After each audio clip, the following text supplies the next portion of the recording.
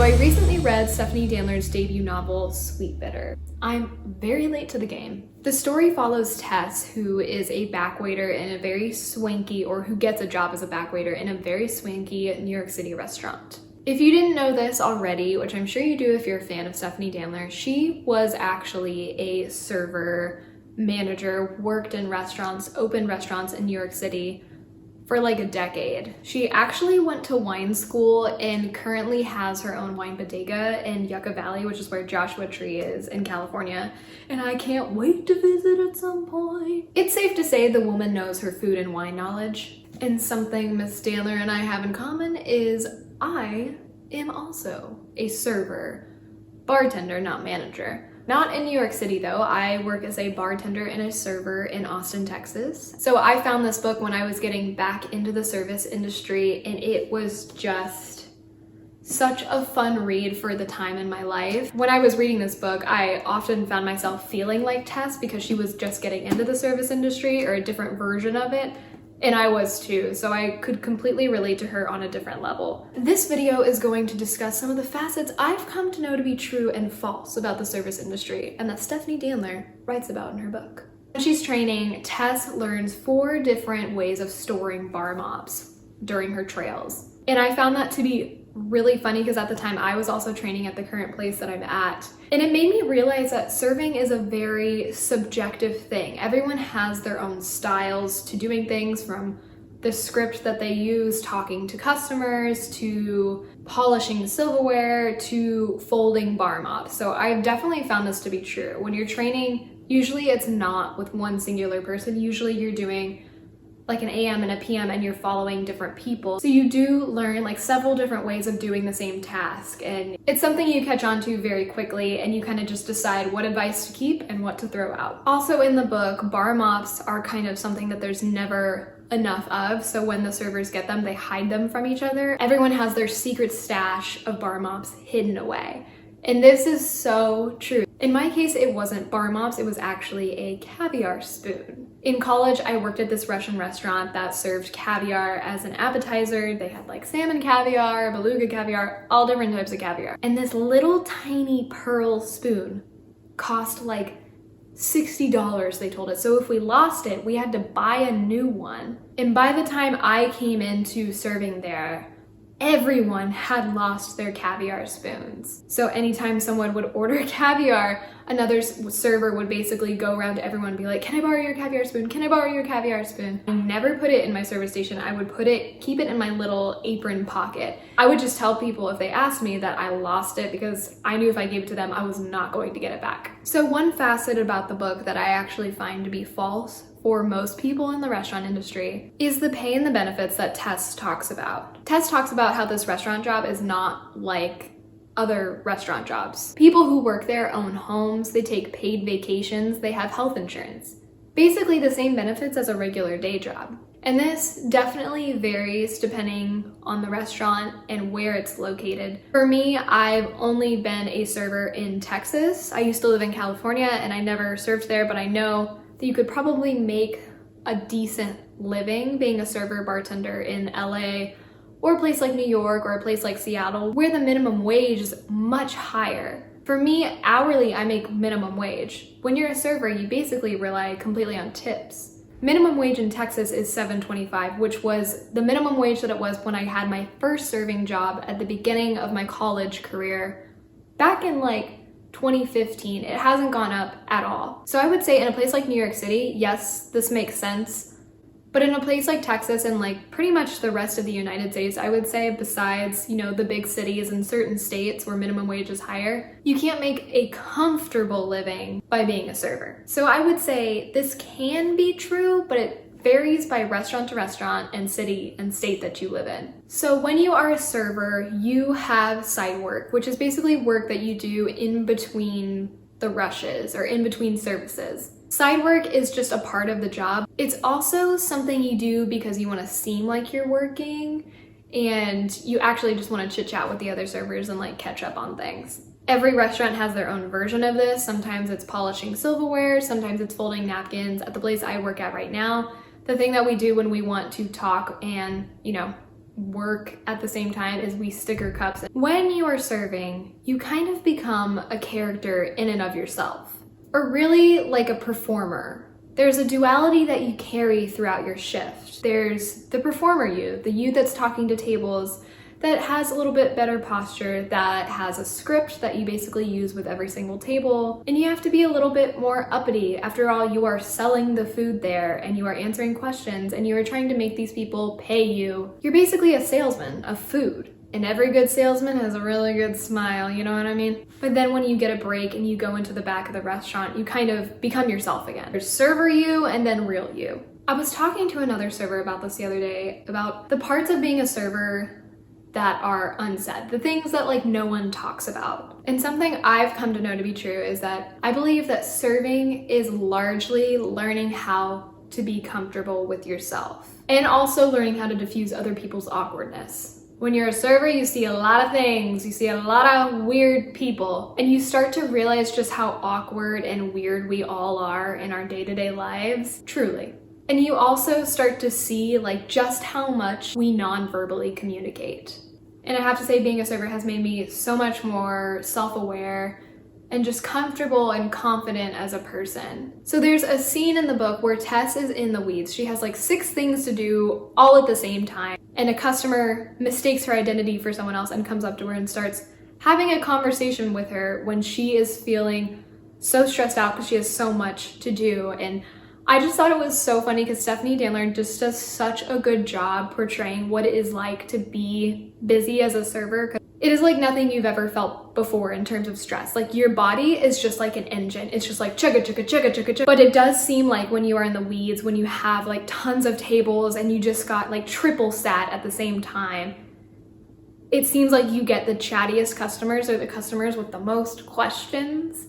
But it's on page 19 and Stephanie Danler just does a wicked good job of portraying what it's like to be in the weeds. This is my absolute favorite part of the book that Stephanie Danler writes. I'm probably not gonna be able to read this because of copyright, but if you have the book Sweetbitter, go to page 122, the very bottom of page 122, the very top of page 123. There's a part she talks about being out of sync, or really talking about the ballet, the performance of a serving shift.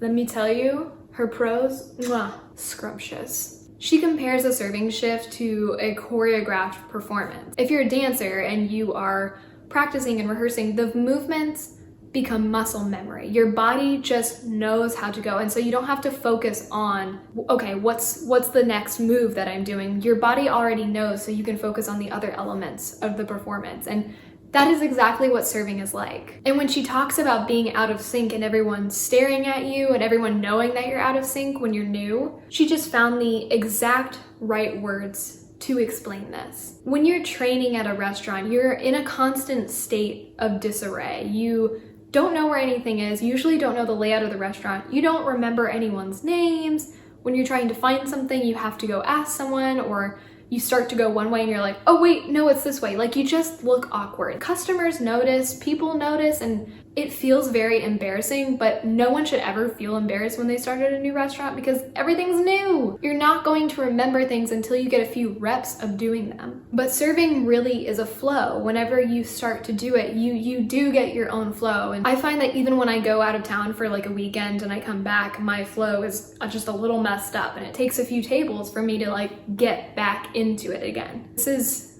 one of my favorite parts of the book that Stephanie Danler writes about. Her words are just so on point and perfect, and I just love her.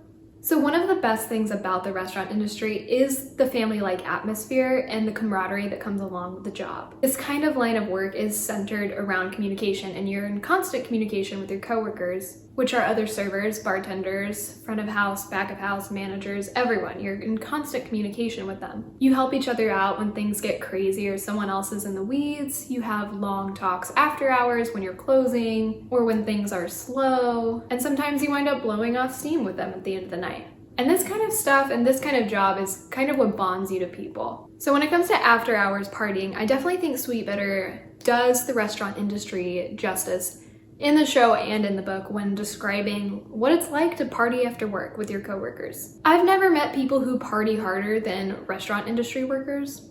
At the current place that I work at, this does not pertain to, but the other restaurants that I worked at before, they were definitely very similar experiences to the ones that happen in the book. At the first restaurant that I worked at, it was a completely different atmosphere than the one that I'm working at now. People would party during their shifts. My managers would be drunk during their shifts. And I was also a college kid at this time, so mind you, this was my time to get like a little crazy. The first place that I worked at was a English pub in Houston, Texas. It's not there anymore, sadly, but it was such a fun place. It was only girls servers that worked there. There was one boy bartender, and he was my boyfriend actually. But all the girls would go out and we'd go party, and sometimes we'd party at work. Sometimes even the managers would be wasted at work. There was a lot of after hours parties. So it was a restaurant in a bar and then an upstairs jazz club. And the word on the street was after hours there would be like cocaine parties in the jazz club. But to just give you like a little background on what it can be like, my first restaurant job, a customer at the bar wanted to buy me an Irish car bomb, which is a shot of Baileys and Jameson and a pint of Guinness. And what you do is you toss the shot into the Guinness and you chug it all before it curdles. Because if you don't do it quick enough, it will curdle. So I asked my manager if I could do one. He said yes. So I tried to, and mind you, I was like 19 years old. And I'm also not a chugger to this day. I don't even chug water. That's just not how I roll. So I tried, it curdled, I wasn't able to finish it in time, and so my manager made me do another one. So I did it again, didn't finish it in time, curdled again. So my manager was like, here's another one.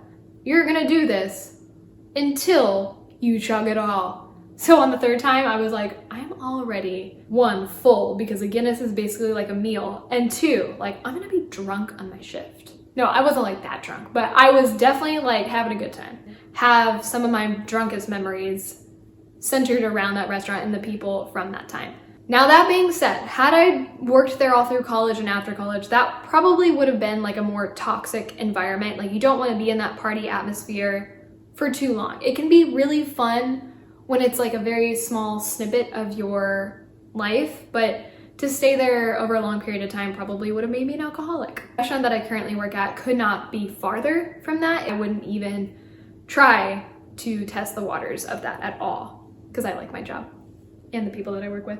One thing I found to be a little bit more exaggerated in the book Sweetbitter is the excessive drug taking. And maybe this is true for other people, but maybe for me, I'm just like an L7 weenie. I've never seen anyone take Adderall for their serving shift, let alone offer me some for my serving shift. And to be honest, I would never waste the effects of Adderall to be present for my day job. There's one phrase in the book that Stephanie Danler uses where she talks about serving as a job certainly, but not exclusively. And that definitely can be the case for most people in the service industry. For most, well, I would say it can be half and half. For people that go to school to be a chef or to just work in the service industry, it can be their lives. And I think that's a completely respectable thing to do. It's such a fun industry to be in. But I do think for most people who are in the service industry, and at least at a lower level in the service industry, it is a space to make room and flexibility for the things that they are actually trying to do in their lives, whether that be acting, singing, writing, just being a general artist. When I lived in LA, basically every actor that I worked with was either had a catering job or a serving job or worked at Disneyland. And yes, it can be the day job for people, but I also think the service industry is a great place for people to go. And especially for me, it has been a home for myself to recenter and refocus and figure out which way I want to direct my life. And I was really like spiraling into chaos, and now I know what I want to do. I think the service industry can be a great place if you are feeling stuck or if you're feeling hopeless and you just want to quit your day job. But I think the restaurant industry can also be a great place to refocus and recenter yourself. That's why I re-entered into it. I needed to float for a little bit until I found my new direction. My favorite line in this book is fuck brunch. Literally fuck brunch. Brunch is just always such a train wreck, and not every single day is it a train wreck. I'm talking like the Friday, Saturday, Sunday brunch rush. It is like nonstop. There's egg yolks everywhere. Everything is sticky. There's orange juice all over the tables. Nobody's in a good mood because they want to eat. This is their first meal of the day and they haven't had their coffee. So everyone's like, ugh. It's just like such a messy time of service. And I just always feel like I'm sticky after working a brunch service. There's a part in the book where Tess runs into someone from her hometown and she can tell by their demeanor that they're questioning like, why does she work here? And in her head, she's like, I don't have to explain why I'm here. I am thriving and I know that, so I know I'm good. When I first started at the restaurant that I'm at now, I was so scared of this happening, mainly because I moved to Austin from LA and I'm from Texas. I know a lot of people in Austin and I know a lot of people that I don't like in Austin. And I was really terrified of them coming in and seeing me in the service industry when I had just had this really high moment in my life in Los Angeles and I was basically at like a rock bottom stage. I was really scared of people seeing me at this stage of my life and just judging me for being in the service industry. I actually had like reoccurring nightmares about this, about one specific person, which is hilarious because that person actually did come into the restaurant that I work at, but I had a mask on and she did not recognize me. It happened and then I was like, I'm okay. Now I could literally care less if someone I knew came into the restaurant that I worked at. Stephanie Danler has talked about this in interviews and she even talks about it in her second memoir, which is Stray. If you haven't read it, it's amazing. Just as amazing as Sweetbitter. Love her.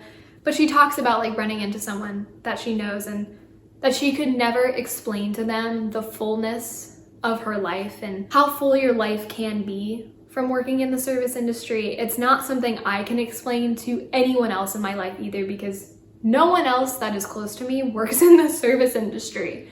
Not even my sister who like spent her whole 20s in the service industry. She now has like a regular day job. But if you know your life is full, then you don't have to explain that to other people. And so much of me being embarrassed was riddled in shame that I've worked through. So there are so many random character parallels in this book that actually have context to my life. The one that sticks out the most is Sasha's character. He's wild, he's Russian, he's everything, am I right? I met my version of Sasha when I was working in a Russian restaurant. Except her name is Susha, which is Senya. Some of my favorite parts of the book, and the show actually, are the parts with Sasha and Tess and seeing their friendship or reading their friendship evolve. Although I would say in the show that Sasha and Tess's relationship is a little bit more strong than in the book. Their energy together is like lightning in a bottle, and that's how I would explain me and my friend Senya. We worked so many doubles together.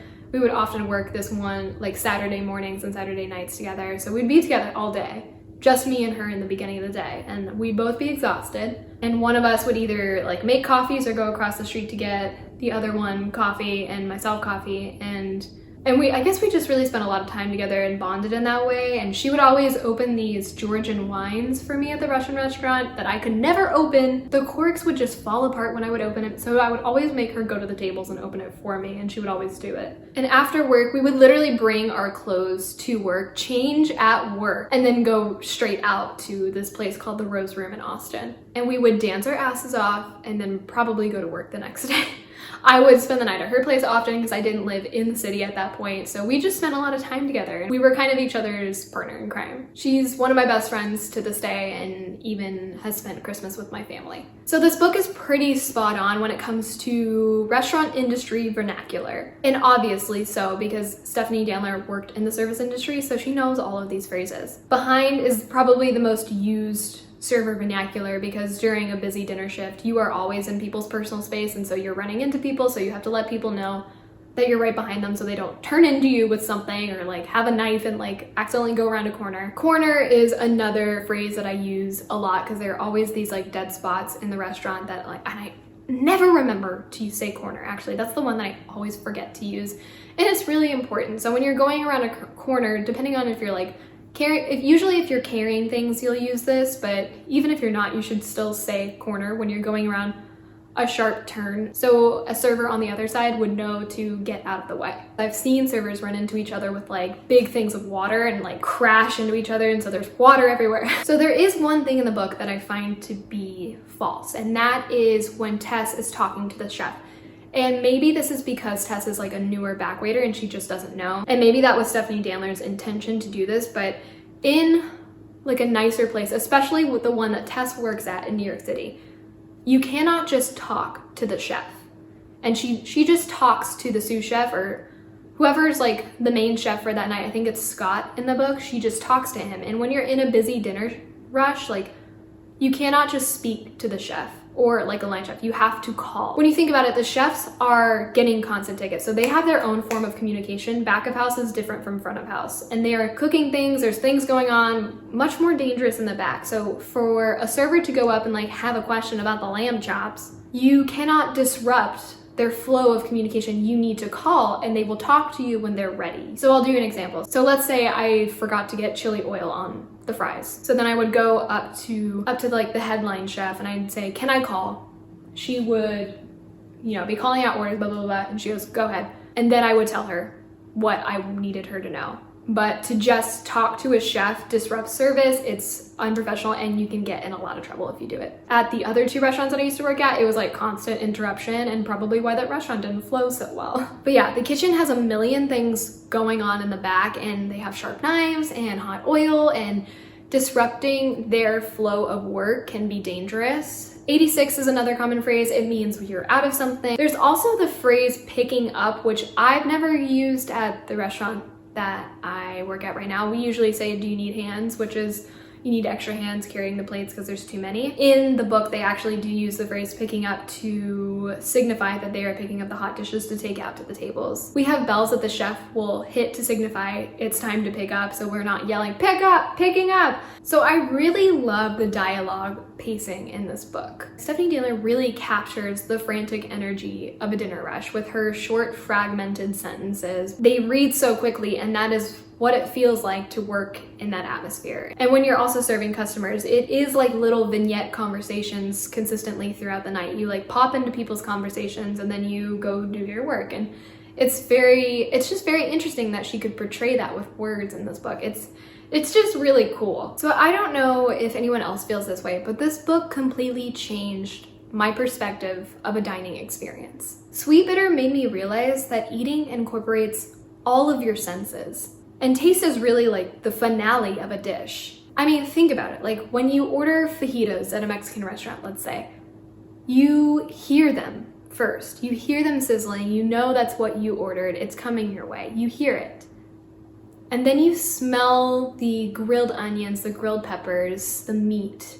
The server brings it over to your table and you're finally seeing the grilled meat on the hot plate, and it's popping and it's sizzling and your mouth is watering, and you pick up that warm tortilla and you feel it in your hands, and you put the meat, put the peppers, put all the fixings in the tortilla, and you wrap it up, and then you bite into it. And taste is really the finale of eating, which is just, I never thought about eating this way, and Sweetbitter completely changed that for me.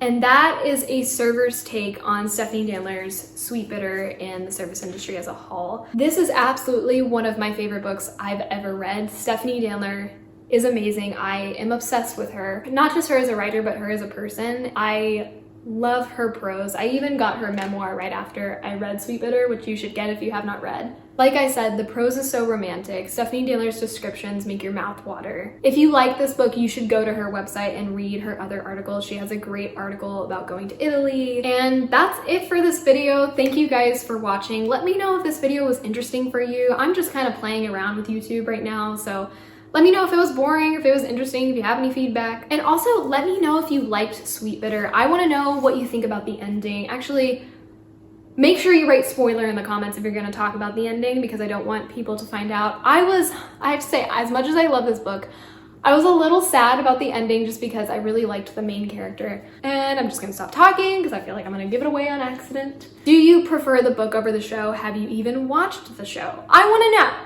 If you like videos about the making of films, books, art in general, authors and their lives, I'm going to be making a lot more content like that if you'd like to subscribe. Give this video a like if you found it interesting. Thanks again for watching, and I'll see you in the next one.